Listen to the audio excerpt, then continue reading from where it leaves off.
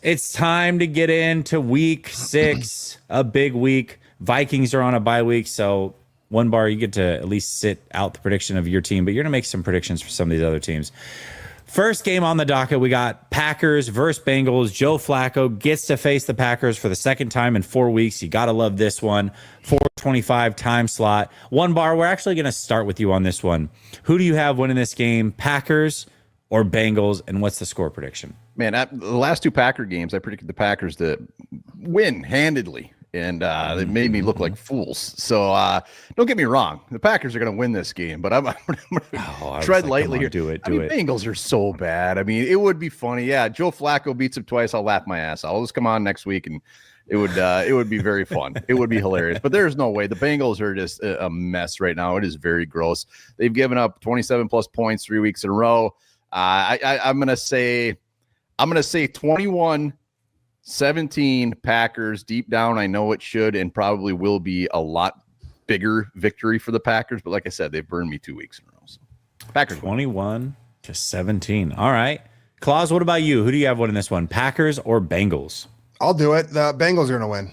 Bengals are going to win this game. Packers are going to lose. He doesn't have to be held accountable. He can say whatever the hell he wants right now. He doesn't have to come back. No, I will come back, but no, I don't have to come back, and I'm not going to pick the Packers on my first appearance as a Bears fan. But yeah, I'll pick the Bengals to win. I think that there's going to be a little spark there with old Joe Flacco, and I think it's going to be we'll go 27-23 Bengals. 27-23 Bengals. Love it. I love it. Dose. You gonna agree with Claus? Or are you going with one bar on this one? Who wins this? Man, I want to, man. You know that spread is 14.5, which is nuts. Crazy. No, did not know that line. I mean, it's just like I don't know what the Bengals do well. I'm gonna be honest, and I do think that Love's gonna get a couple shots in this game. But if that's all he gets, the Bengals have a chance because you're right. Joe Flacco, let's not overlook that. I actually think this is gonna help them a lot. I really do. They have receivers. They just need someone to put the ball out there. Flacco is not the best, but he's going to put the ball out there. It's going to come down to me, that Cincy D-line versus that Packers O-line. Bass, real quick, how banged up are you guys on the O-line? We should be fully healthy. Tom should be back. It's not a guarantee. Banks should be back as well, so the starting 5 should be out there. I hate to do it. Give me the Packers then. I think that's the one advantage for them. You know, they got to get some real big-time plays, maybe some strip sacks. If they're healthy, they're not going to get that. He hates to do it. All right, well, Bass, you got one guy picking against you. I'm assuming you're going with your Packers. What's the score of this one? Yeah. First, I just wanted to say the last quarterback in a season to beat the same team twice for 2 different teams was 1962 Jack Kemp. So if it happens, I probably will cry on stream next politician week. Jack Kemp. It is politician, ex-military Jack Kemp. Same guy. So I hope that doesn't happen. Obviously, Joe Flacco, I give him credit because, you know, I'm a UD fan and the guy just continues to find jobs, which is crazy because when you look at it, I was really hoping, like when I watched the Bengals Lions, I was like, all right, they're definitely going to like move on from Browning. Like there's no way they're not going to. And I really wish that wasn't the case. And I was like expecting them to maybe go out and call for someone like Jameis Winston, who's given us some bits in the past, but they went and got Joe Flacco, who statistically is worse than Browning, albeit he doesn't have Chase and Higgins, but a 60.3 passer rating. And the one thing he got going with the Browns against the Green Bay Packers was really just throwing the ball quickly, pretty much not allowing the Packers to, you know, get a ton of like actual hits on them. Yeah, they got pressure, but not a ton of hits. But the Bengals offensive line is somehow worse than the Browns offensive line. If you look at comparably PFF and ESPN scores combined, right? For example, the Broncos' best offensive line with 98 score. The Browns are at 18. The 32nd, the worst offensive line is the Bengals at a score of 9 out of 100. So there's a lot of issues there on that offensive line. And we know the Packers so far through this season, the one thing that's been pretty consistent is their defensive line getting pressure. Micah Parsons, in terms of a per pass rush snap, has the most pressures in the league, and he's been doing a really good job and opening up opportunities for other guys like Rashawn Gary. Now, Devontae Wyatt likely won't be in this game, which I think is something they got to figure out. They don't have a ton of depth at that 3-tech spot behind him. I think Warren Brinton, a guy they drafted in the 6th round out of Georgia, will be finally active in this game over someone like Nazir Stackhouse, who's more of a nose tackle who's been active in the past. They got to figure that out in the D-line, but this is a good week to figure it out against a very, very poor Bengals offensive line. And Jordan Love's playing at a very high level. They're coming off scoring 40 points on offense against, albeit the Dallas Cowboys defense. But, Jordan Love this year so far, 70% completion rate, 1,000 yards, 8 touchdowns, 1 interception, 113 quarterback rating. The run game started to get going last week. It was still a bit of a struggle, but it got going like third to fourth quarter. That's kind of been the reoccurring theme. It seems like every week it's like, okay, first, second, halfway into the third, there's no run game to speak of. But yet again, I think the Packers will have success running the football as well. This is not the Browns defense like we played. And, again, the Browns defense is a lot better than the Cincinnati Bengals defense. Cincinnati has the third worst defense in terms of yards per game allowed. They're the third worst. Against the pass, they're the fourth worst. And against the run, they're the eighth worst. So I think the Packers are going to have some success here. I think they have to. I think it's a good week for someone like Matthew Golden to crack that 100-yard mark, for Jordan Love to, like I said, 275 passing yards. You think I was joking, but I really do think he could hit that mark there. And for the defense to get right. He just let up 38 points against the Cowboys. And albeit Dak Prescott is playing at an extremely high level, but that defense didn't look like, at least through the first 3 weeks, like they could be letting up that many points, and they did against the Cowboys. So this is a get-right game out of the bye. Get a little healthy, get some guys back, play the Bengals, and hopefully not lose to Joe Flacco again, so he can join good old Jack Kemp as the only quarterback to win beat a team twice with two different teams in the same exact year. If that happens, like I said, I will have to sit on here and probably just cry the entire time next week. So I'm going to go Packers 35-14. Well, if he does, Joe Flacco's got a career in politics after this. That's one thing we do know. Listen, nothing says primetime football like the NFC North, because I swear they've got a team in primetime every single week. It's absolutely crazy. They've got 2 this week. We're going to start with Sunday Night Football. Lions at a very, very desperate Kansas City Chiefs. Must win, really, for them, it feels like. And the Lions are not an easy team to beat. So this one's going to get really interesting. I know that if the Lions win, somehow most of the NFL will rejoice that the Chiefs are terrible. But can they win? Will they win? That is the question. One bar, we're going to start with you. Lions at the Chiefs, Sunday Night Football. Who do you have in this one? Oh, this is going to be beautiful. This is going to be a fun-ass game to watch. But, I mean, you said it. Lions are so damn hot right now. I mean, I expect a lot of scoring, a lot of back and forth, hopefully. And Lions offense, the Lions offense just look absolutely insane, and they're going to keep Mahomes off the field. But KC, their panties got to be in a little bit of a bunch after that last game, and they're going to maybe come out a little bit of pissed off. But I think when all is said and done, Goff is 2-0 against Mahomes, and I think when the game is over, I think he will be 3-0 career against him. And the Chiefs will end up going 2-4. I got Lions 28-20. All right, Claus, you definitely faded the Packers. Are you going to do the same thing to the Lions here? No, I'm not. I'm going to take the Lions to win this game, but I was looking at the line and the spread here. The Chiefs are actually favored in this game. Yeah. Minus 2.5. I think that's actually a crazy line for what this is. I think the Lions are a juggernaut. Obviously, the Chicago Bears took an ass kicking week 2 via the Detroit Lions, but even being desperate in KC, I think that the Lions are just going to prove to be the better team and win this game. I like a similar score, like a 28-22 game, somewhere in that round. I like it. All right, Bass, are you going to be the only one to pick against Detroit on the panel? Yeah, I'm going to do it. But and you know why? Here's my reasoning, right? You said that line is crazy. It is, right? The Lions have 2.5 points. 92% of the money is on the Lions. 92% right now. Oh, that don't make me feel well against KC in KC. Did you see Patrick Mahomes bullied the refs into removing that OPI? Did you see that? Yeah, I did. Yeah, you saw that, right? Right, you did see that. Okay, so 92% of the money, and this is all I'm just conspiracy, Alex. Right now, that's what I'm doing. 92%, on the money on the Lions. It's in KC. It's Patrick Mahomes. KC has a good pass defense. They're 7th. Lions have a good pass offense. They're 12th. So I think that's a good matchup there.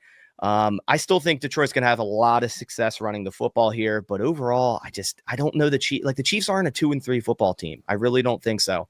And I don't think they'll end up being a 2-4 football team. The Lions are really, really hot, but it's in KC, and I think that's a little bit of an edge for me here. It's still Patrick Mahomes. It's still the Kansas City Chiefs and Andy Reid. So I'm going to go 31-28. Give me a game-winning field goal. KC. Oh, I love it. Dose, you got 2 of these guys picking the Lions. You got Bass fading them. What say you, sir? Yeah, man, I don't know if I love that, man. 92% is kind of crazy, but I don't know what Dan's record is, but he's done really well against the spread. I know he's done really well. So I believe in that, and I think they're going to handle business again in this game. I do think this one is going to be higher scoring than I think I usually go. I'm always under for some reason. I'm always missing, but I do think this one's going to get up there a bit. I think for us in this one, they get the ball really fast. Kansas City does a great job. They get the ball in their hands quickly. They protected that offensive line, which I think has been okay to this point. They have some weaknesses up there, and I think we can go after, especially if Liam's playing. I think that's going to change a lot. They're going to have some real problems up front, but the positive for them is I think they're prepped to do that. They're prepared to get the ball out quickly. They don't have to take shots down the field, and they're going to be fine offensively. And then I flip it to the other side of the ball defensively for them. What do they have on the defensive front? Chris Jones hasn't felt as effective this year. I think their linebacker room's been really good. I think Nick Bolton's kind of carried the way for them a bit. They're really nice in the back end in terms of like just matching coverages, and they don't give you wide open windows to throw to. But it's just going to come down to, can we just buy a little time? And without Taylor Decker, if Taylor Decker doesn't play, he didn't practice again. I appreciate it. If he didn't practice again. So if he's not playing in this game, do we have the time to set up some of those longer-winded shot plays? Because I think we're going to get those open in this game. It's just, do we have the time to do it? And assuming we do, Dan Skipper gets the nod. I'm more confident with it. I think we're going to put a lot of points on the board. So I'm going to go 34-27. We're going to go high scoring in this one. Ooh, all right. I like it. 3 out of the 4 picking the Detroit Lions. That would be something, man, to watch Kansas City Chiefs fall to 2-4. That would be beautiful. Beautiful, beautiful. Well, not just one primetime game, but we got 2 Monday Night Football, Bears Commanders. This one is reopening old wounds. The Hail Mary that was last year that completely flipped the Bears season on its head from that point on. Something I don't think many of us will forget, certainly not in one short season, but it is a chance for the Bears to get this one back. Going to be a lot of fun. They're coming off of a bye. You got to love that. Dose, we're actually going to go right back to you, man. Bears, Commanders, Monday Night Football. Who do you have taking this one? Yeah, this one's going to be good. I'm very excited for this one. This is fun. This is some good primetime football. By the way, one bar, I love the morning games, but those are atrocious. I mean, what are we doing? Those games are so bad. It's like, it's football, but kind of not really, okay? Just watch the field goal. It's really bad, but this will be good. And for me, like Washington getting Jaden Daniels back, it's changed so much. It feels like I don't know a ton of exactly what I'm going to get. Kyler Gordon, when I saw his name pop up, like, oh my goodness, this is going to change a lot for them. So I think that's going to be a huge X factor in this game. I think the strengths and the weaknesses balance out pretty well for both sides.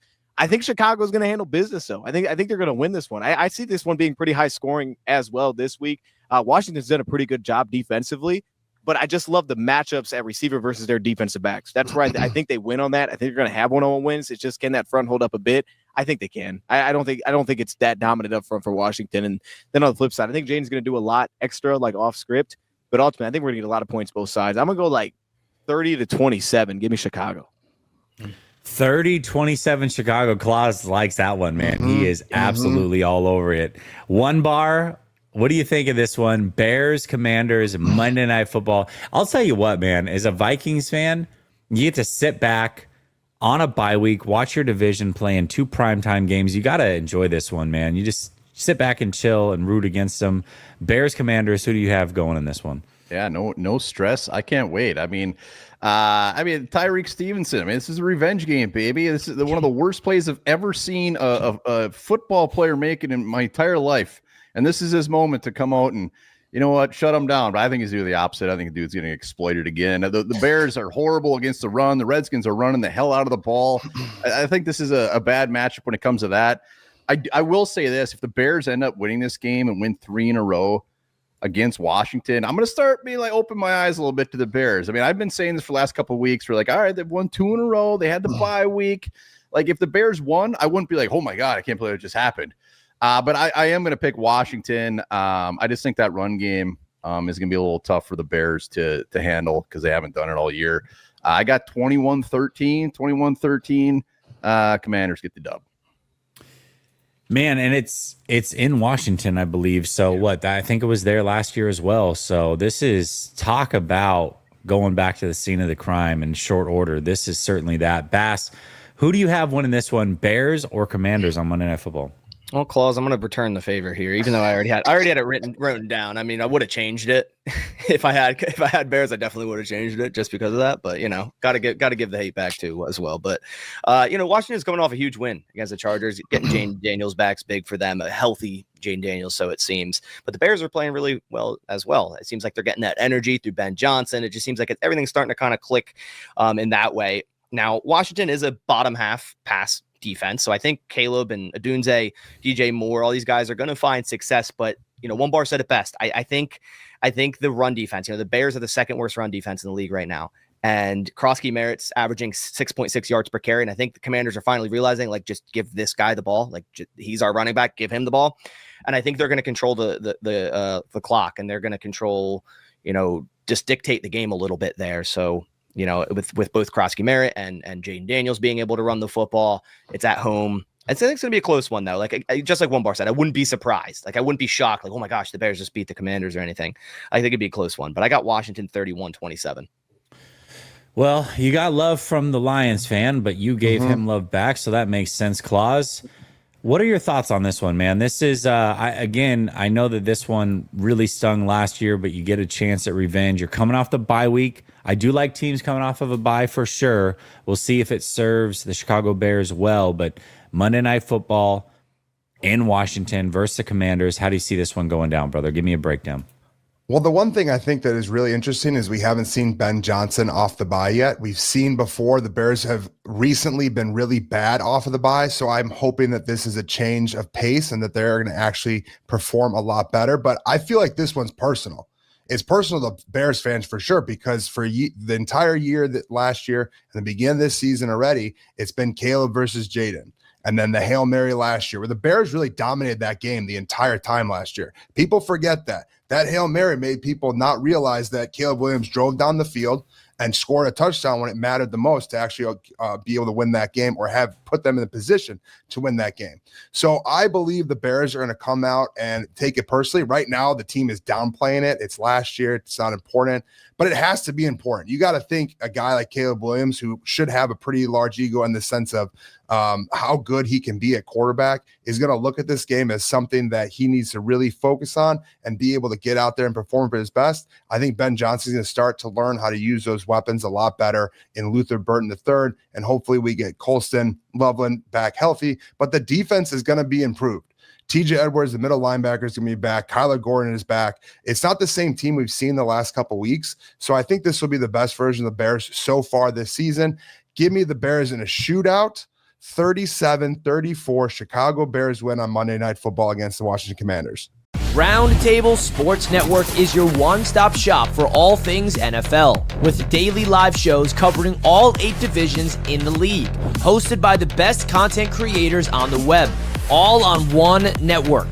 Catch the AFC East live every Monday at 7 p.m. and on Wednesdays at 6 p.m. The AFC West Roundtable live Tuesdays at 6:30 p.m. The AFC North Roundtable live every Wednesday at 6 p.m. The AFC South Roundtable live Tuesdays at 7 p.m. The NFC East Roundtable live every Tuesday at 6 p.m.